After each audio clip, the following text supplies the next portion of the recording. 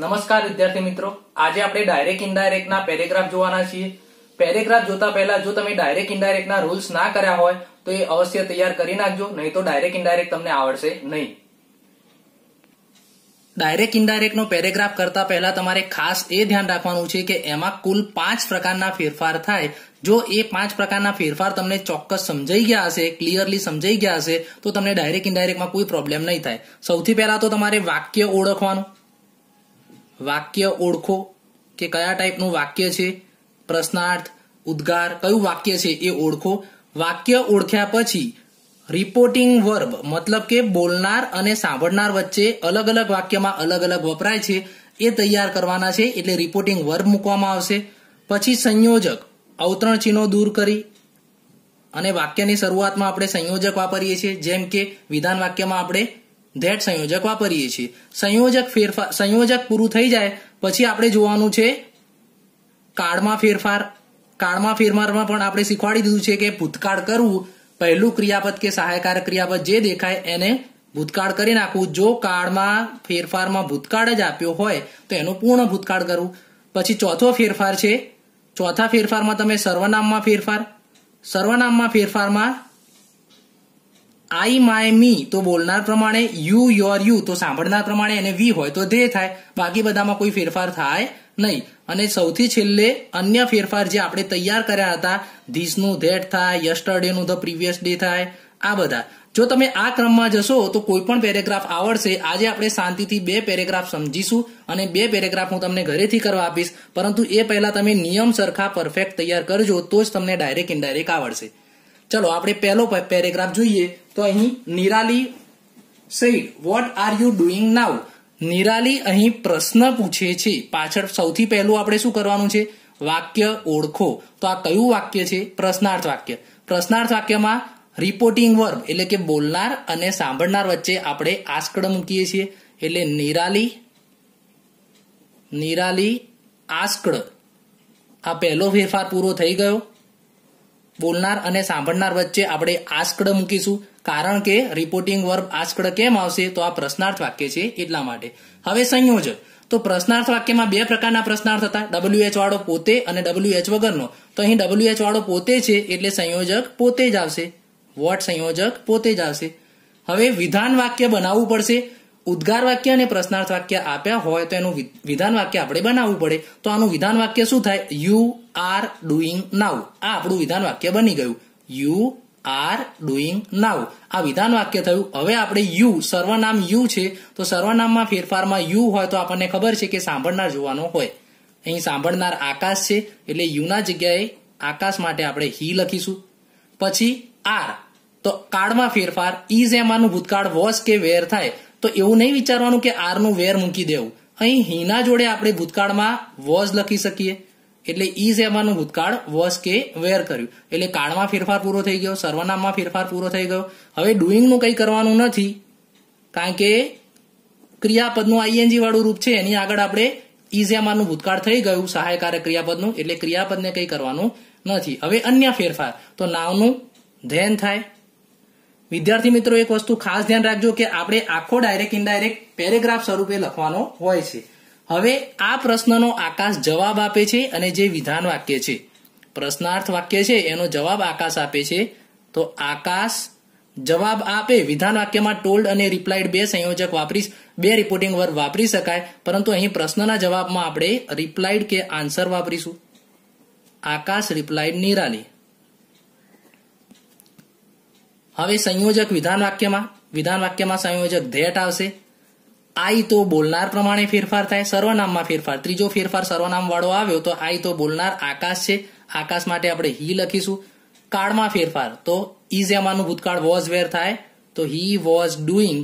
હજુ અહીં માય છે એ આઈ માટે માય વપરાયું છે તો આપણે આઈના જગ્યાએ તો હી લખ્યો, તો માય એટલે પણ બોલનાર જ જોવાનું હોય। બોલનાર જોઈએ તો માય માટે આકાશ છે તો આકાશ માટે વચ્ચેનું આઈ માય મી તો હી હીઝ હિમ, એટલે વચ્ચેનો હીઝ આવશે, હીઝ એક્સરસાઇઝ। હવે અહીં પ્લીઝ વાળું વાક્ય આવ્યું એટલે તમને ખબર પડી જાય કે વાક્ય ઓળખવાનું છે। તો પ્લીઝ વાળું વાક્ય હેલ્થથી ક્રિયાપદથી શરૂ થતું વાક્ય આજ્ઞાર્થ વાક્ય છે। પ્લીઝ વાળા વાક્યમાં વિદ્યાર્થી મિત્રો કોમન વસ્તુ છે, તમારે રિક્વેસ્ટેડ જ મૂકવાનું રહેશે reporting verb. Requested reporting verb આવશે નિરાલી, રિક્વેસ્ટેડ આકાશ. પ્લીઝ કાઢી નાખવાનું, પ્લીઝ રહેશે નહીં. સંયોજક આજ્ઞાર્થ વાક્યમાં બીજો ફેરફાર, સંયોજક આજ્ઞાર્થ વાક્યમાં સંયોજક ટુ આવશે એટલે ટુ લખીશું. આજ્ઞાર્થ વાક્યમાં કાળમાં ફેરફાર થાય નહીં. આપણે ટેબલમાં લખાવ્યું છે કે આજ્ઞાર્થ વાક્યમાં ક્રિયાપદનું મૂળ રૂપ જ રાખવાનું હોય એટલે કાળમાં ફેરફાર થશે નહીં. હેલ્પ મી, તો આઈ માય મી એટલે બોલનાર જોઈશું. બોલનાર નિરાલી છે, નિરાલી એટલે સી છે તો સી માટે અહીં હર લખીશું.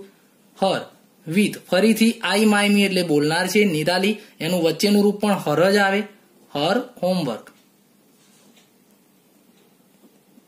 આકાશે કહ્યું ડોન્ટ વરી. ડોન્ટ વરી શબ્દ હોય તો એ પણ આજ્ઞાર્થ વાક્ય થાય, પરંતુ એમાં કોઈ ભાવ ના દેખાય એટલે વિદ્યાર્થી મિત્રો ખાસ ધ્યાન રાખજો. જ્યારે પણ ડોન્ટ વરી આવે એટલે આકાશ ટોલ્ડ, રિપોર્ટિંગ વર્બ આપણે ટોલ્ડ લખી શકીએ જ્યારે પણ ડોન્ટ વરી આવે ત્યારે.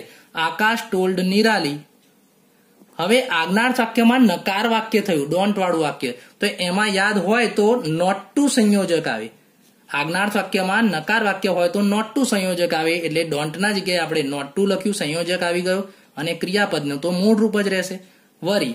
અને હજુ વાક્યમાં કંઈક આકાશ ઉમેરે છે એટલે આપણે એડેડ ધેટ. કેમ ધેટ સંયોજક લખ્યો? કારણ કે આ વિધાન વાક્ય છે, પાછળનું વાક્ય છે એ વિધાન વાક્ય છે એટલે આપણે સંયોજક ધેટ વાપરીશું. ધેટ. હવે આઈ તો બોલનાર આકાશ, આકાશ એટલે હી લખીશું. આઈ વિલ છે, આઈ વિલ, તો વિલ નું ભૂતકાળ આપણે કરશું તો વિલ અને શેલ નું ભૂતકાળ વુડ થાય.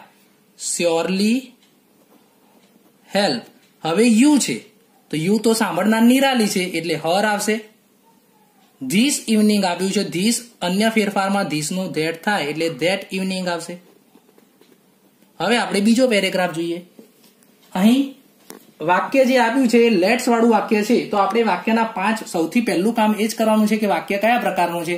તો લેટ્સ વાળું વાક્ય છે એટલે તમને ખબર પડી જાય કે સૂચક વાક્ય છે અને એમાં લેટ્સ વાળામાં રિપોર્ટિંગ વર્બ સજેસ્ટેડ આવે એટલે રાજ સજેસ્ટેડ સિમરન લખી દઈશું. આ રિપોર્ટિંગ વર્બ પૂરો થઈ ગયો. હવે બીજો ફેરફાર છે સંયોજક. તો તમને ખબર હોવી જોઈએ કે લેટ્સ વાળામાં સંયોજક ધેટ આવે, લેટ્સ વાળામાં સંયોજક ધેટ આવે. હવે લેટ્સ રહેશે તો લેટ્સ રહેશે નહીં, એમાં લખાયું છે કે લેટ્સ નીકાળી અને વી શુડ કે ધે શુડ થાય. અહીં રાજ અને સિમરનની વાત થાય છે, આઈ માય વી એવું કોઈ અહીંયા દેખાતું નથી એટલે આપણે અહીં ધે શુડ લખીશું. લેટ્સ નીકાળી અને ધે શુડ લખીશું. Join music classes. સિમરને કહ્યું છે એ સાદું વાક્ય વિધાન વાક્ય છે એટલે આપણે લખીશું સિમરન. વિધાન વાક્યમાં રિપોર્ટિંગ વર્બ ટોલ્ડ રાજ. હવે વિધાન વાક્યમાં સંયોજક, રિપોર્ટિંગ વર્બ આવી ગયો, સંયોજક આવી ગયો. હવે આઈ તો બોલનાર સિમરન એટલે સી આવશે. હવે કાળમાં ફેરફાર તો ડોન્ટ વિશ આપ્યું છે તો વિશ ક્રિયાપદ છે અને ડોન્ટ સહાયકારક ક્રિયાપદ છે તો આગળ સહાયકારક ક્રિયાપદ નું ભૂતકાળ ડીડન્ટ થઈ જશે. વિશ ટુ જોઈન. હવે ફરીથી પ્લીઝ વાળું વાક્ય આવ્યું, ઉપરના ફકરામાં પણ હતું. તો પ્લીઝ વાળા વાક્યમાં આપણે રાજ રિક્વેસ્ટેડ રિપોર્ટિંગ વર્બ મૂકી દઈશું કારણ કે આ આજ્ઞાર્થ વાક્ય કહેવાય. રાજ રિક્વેસ્ટેડ સિમરન. સંયોજક ટુ મૂકીશું, પ્લીઝ નીકાળી દઈશું, સંયોજક ટુ આવશે. ટેલ નું ભૂતકાળ કરવાનું ના હોય, ક્રિયાપદનું ભૂતકાળ આજ્ઞાર્થ વાક્યમાં થાય નહીં. મી તો મી એટલે બોલનાર રાજ છે એટલે હિમ આવશે. હિમ ધ રીઝન. સિમરને રાજને વિધાન વાક્યમાં કહ્યું છે એટલે સિમરન ટોલ્ડ, વિધાન વાક્ય છે, સિમરન ટોલ્ડ રાજ. હવે વિધાન વાક્યમાં સંયોજક આપણે ધેટ લખીશું. આઈ એટલે બોલનાર સિમરન સી આવશે. હેવ નું ભૂતકાળ થશે હેડન્ટ, કાળમાં ફેરફાર હેડન્ટ થશે. એની સ્પેર ટાઈમ, સ્પેર એટલે વધારાનો, સ્પેર ટાઈમ વધારાનો ફ્રી ટાઈમ એના જોડે નથી.